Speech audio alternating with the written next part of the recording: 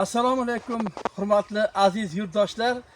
Yurtimizda ayni bahor fasli, butun atrof yashillikka burkangan va yam yashillik bilan birgalikda lola qizg'aldoqlar qalblarga, yuraklarni hapriqtirib quvonch hadya etadi. Bugun biz o'sha lola qizg'aldoqlar yoki bo'lmasam bugungi bahor haqida emas, balkim Denovdagi bir yangilik haqida, ya'ni Denovda gilos pishganligi xususida sizlarga xabar yetkazmoqchimiz. Albatta daraxt ekilgandan keyin, u parvarish qilingandan keyin, gullagandan keyin pishadi degan tushunchalar ham bo'ladi. Lekin bizni fikrimizcha Denovda hech qachon aprelni boshlarida gilos pishmagan va bu innovatsion g'oyalar, yangi tajribalar hamda mana shu hayotga yangicha ko'z bilan qarash, dehqonchilikdagi tub islohotlarning amalga oshirilayotganligi desak mubolag'a bo'lmaydi.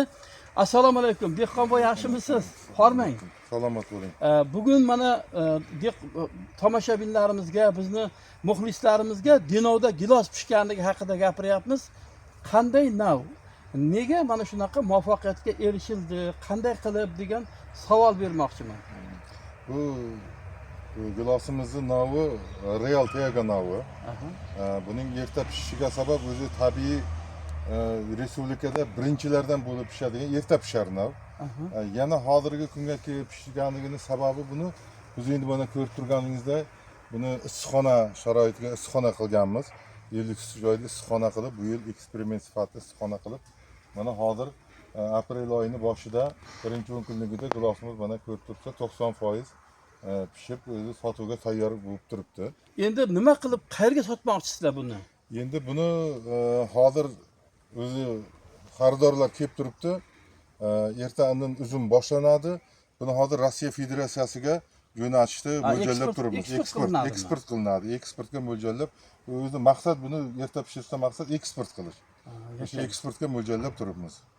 Albatta, bugun biz nafaqat mana shu g'allachilikda, paxtachilikda surxondaryoliklarni yoki bo'lmasa mamlakatimiz dehqonlarini erishayotgan muvaffaqiyatlari haqida gapiramiz, balkim mana shunday yangi shu mahsulotlar ishlab chiqarishda yoki bo'lmasam o'sha meva-chevalarni ertachi chiqarishda ham bizni dehqonlarimizga bas keladiganlari dunyoda tengsiz desak bizni dehqonlar bo'ladi va ular bas kela olmayapti. Bugungi mana shunday suhbatimiz haqida sizlar albatta kommentariyalarda o'zlaringizni fikrlaringizni yozamiz.